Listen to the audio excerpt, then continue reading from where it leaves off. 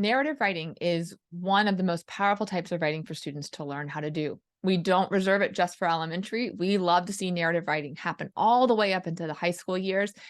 And one real world application of that is for college and scholarship applications, meaning that students have to be able to write really remarkable stories, stories that draw the reader in, that make them feel like they're there experiencing it with the writer, and really lets them get to know the students even better. So this activity is meant for all ages because narrative writing is a critically important type of writing for all students to know how to do.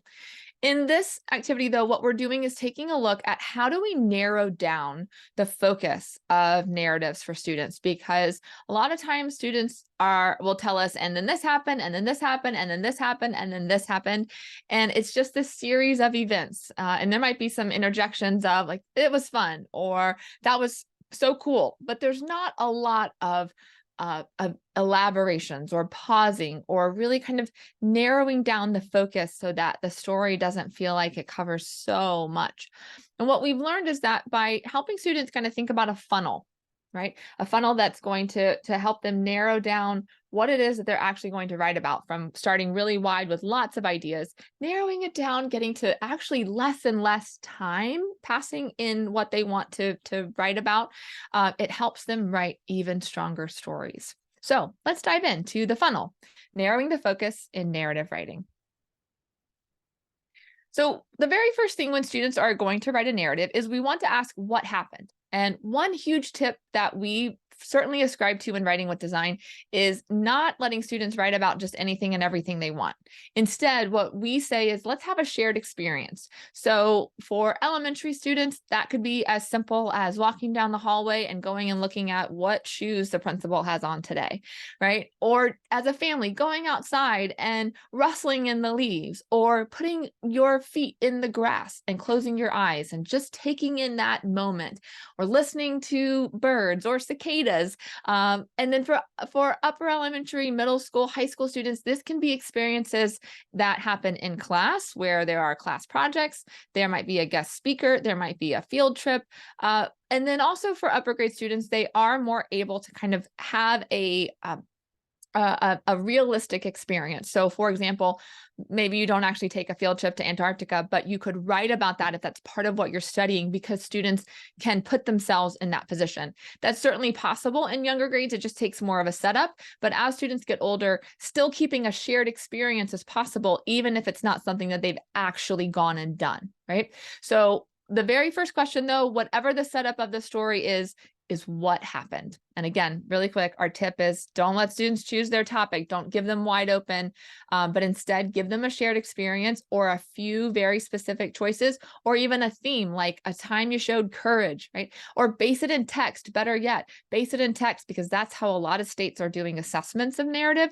They are giving students a couple passages, maybe about fly fishing, for example, and then they have to write a story about going fly fishing, even though they've never been. And they have to take this informational text and make it into a story.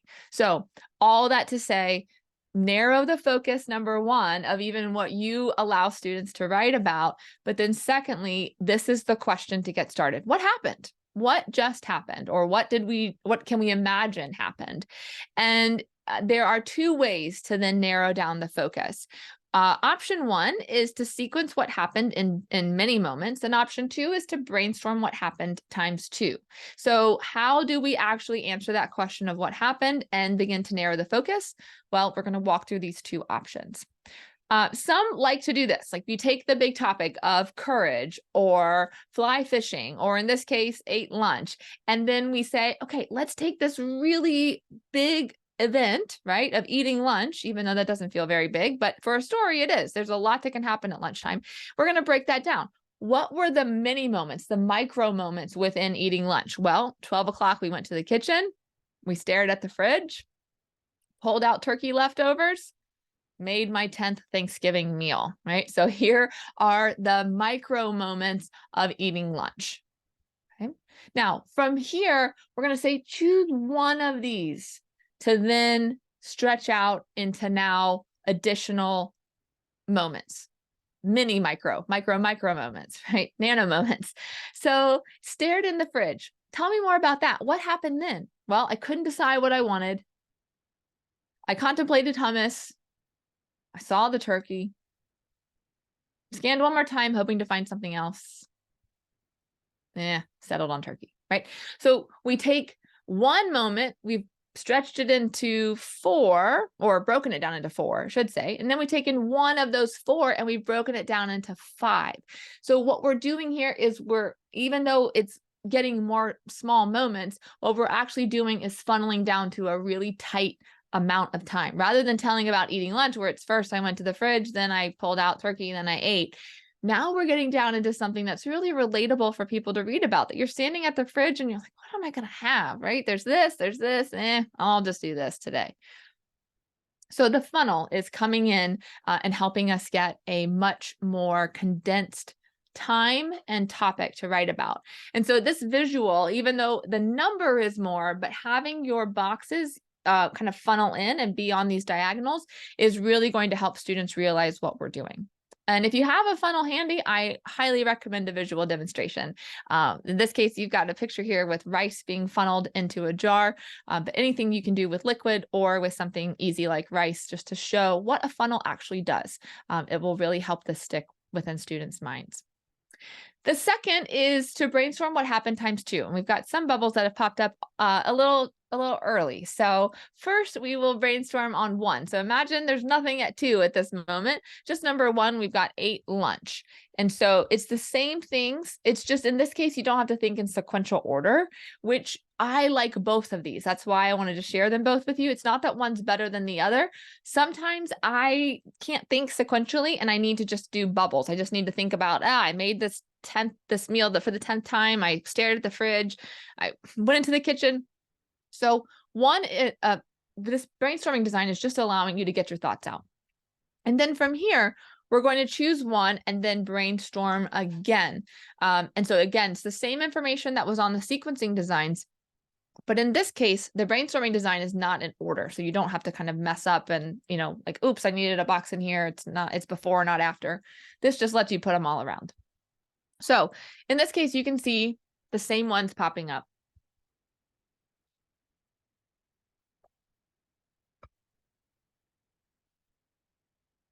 Now, what is the goal of all of this?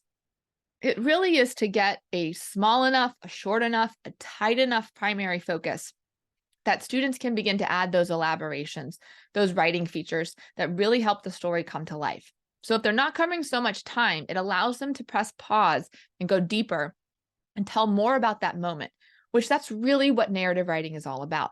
It's taking a moment and making it come to life, making it relatable by telling sensory inputs, by telling what characters were thinking or feeling, by telling what was said. All of those writing features for narrative then can come into play because they actually still have the stamina and they have the space on their paper, quite frankly, to add it in. So this next part of this activity is for you all to give it some practice. So any of these that are here, these are just some fun topics to write narratives about. Certainly you could adjust this to something that's tied into content, but a phone call, a car ride, doing something outside, playing with a pet, making breakfast, all of these would make fabulous narratives to then practice with the 2 types of funneling it down. Do we want to have the sequencing design where we have the event really large and we get to smaller moments and then micro moments? Or do we just want a couple of brainstorms where we brainstorm everything that happened and then choose one of those and brainstorm about that one a second time? Either way works. You can try it both ways even and see which one kind of works for you. Here is what it can look like. This is a 6th grade sample, just about puppies being given an advent calendar. So this was a video that students watched. They got to see that there was this doggy advent calendar that was given to these puppies. And you can see the sequence that the advent calendar was open, the dog sniffed it, they looked for number 1, the people did, the dogs didn't, right? And then the dogs were really delighted to discover the treat. Now, the looked for number 1 is what was chosen to then funnel it down even further. And so students came up with that the dogs really couldn't care less about it, right? I mean, they don't know which number is what, but they just kind of, and they didn't, but they did rub their noses against the paper. Their tails began to wag as they kind of sensed that there was something edible behind the door. And then the dogs kind of postured. One of them kind of growled and said, I don't like what you're doing here. I want to be first. And so Kim in the video quickly opened the box to dispense the prize. So we've got now these smaller moments to begin to tell a really great story. What you're seeing here are different levels of narrative. And this is the very beginning level that we want students to try with narratives. It's just 2 sentences. And we really believe at Writing with Design that we build great writing sentence by sentence. So we don't start off with, okay, we're going to write a multi-paragraph story. Get ready, buckle up, because we're going to be writing a narrative for the next 3 weeks. We don't like that approach, because if students aren't savvy enough in narrative, that can be a very torturous time. So we start them with just 2 sentences and we show them the power of telling really short and really good little stories, just 2-sentence stories. So they have transitions at the beginning of each of the sentences, and then we don't talk about events in narrative, we talk about moments, because it really drives home the idea that we are getting down to these little micro instances of time, micro moments, not big events, not whole days, because we just don't have the space to be able to write about that. It doesn't make for the best stories either, which is way more important. So we're going to take a look at a technique for writing the transitions, which is ways to say first. There is a skill focus activity on this as well, where you can practice this with different kind of moments where you just brainstorm. But what you're seeing here on this slide are 4 transitional words or prepositions that help build transitions to tell first, because first changes, right? First could be at 4 a.m. or it could be once we all came home from the baseball game, right? First doesn't really have a set time of day. What it has is it's the first sequence, or the first moment of the story. It's the first thing in the sequence. So these 4 words can just kind of help us indicate that by telling, when we got home from the game, or once my alarm went off. So it allows us to think about what happened that indicated that this was first. So you can see here, as the dogs wagged their tails, they rubbed their noses against the advent calendar. We got the transition of as the dogs wagged their tails. And then we think about what moment kind of happened first. Then we've got the transition word of then with a moment that happened after.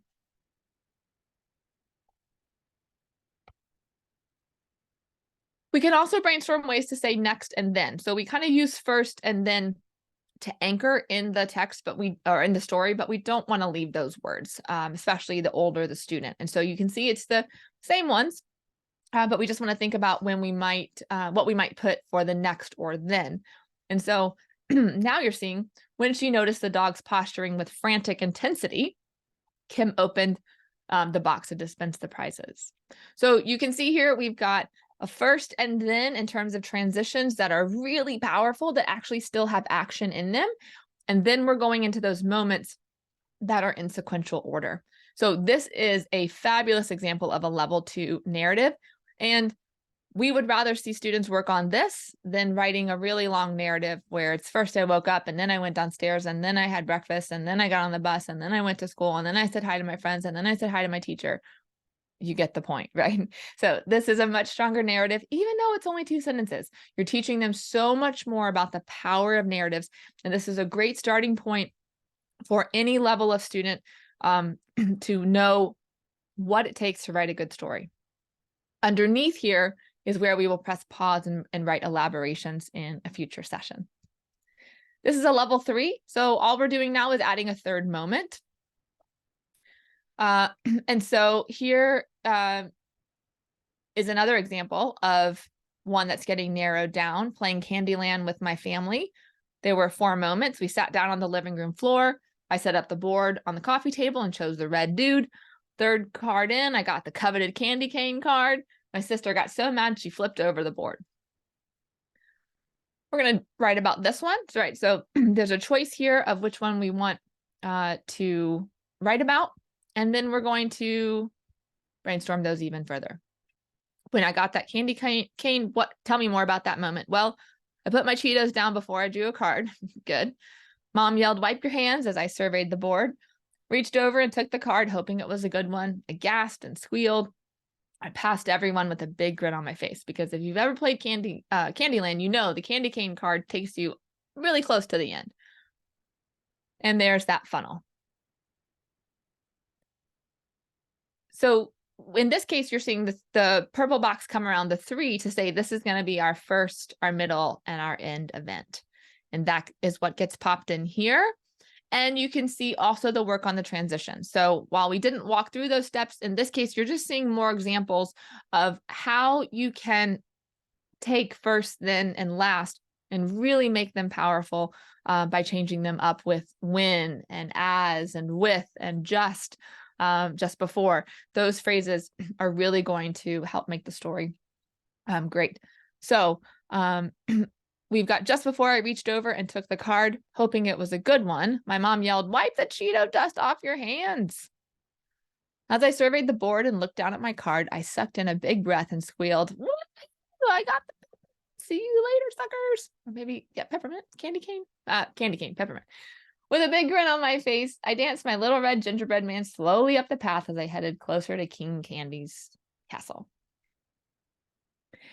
And in this level 4, what we need to add in is a closing. That's what you're seeing this box down here if you wanted to add in a reflection, which is another skill focus activity to learn how to do closings for narratives. But really the focus here, whether you leave this as a level 3 where it's just the 3 moments, or you branch into a level 4 with a closing, the goal here, and even down to a level 2, right? The goal here is that students are learning to narrow the focus down. We don't want to hear about the whole day. We don't want to hear about all of fly fishing. We want to hear about one time that you cast your rod. That's it. Or one time there was a tug, or one time where you couldn't get the fly tied onto the line, right? Break it down, get to that really small moment that students can then tell a first, a middle, and an end event for, and then really work on the quality of the language in the moments, and also the really rich transitions that are going to help their stories flow. So narrative is a lot like a funnel in terms of choosing a topic and getting it down to those relatable moments that readers are going to enjoy. Happy writing.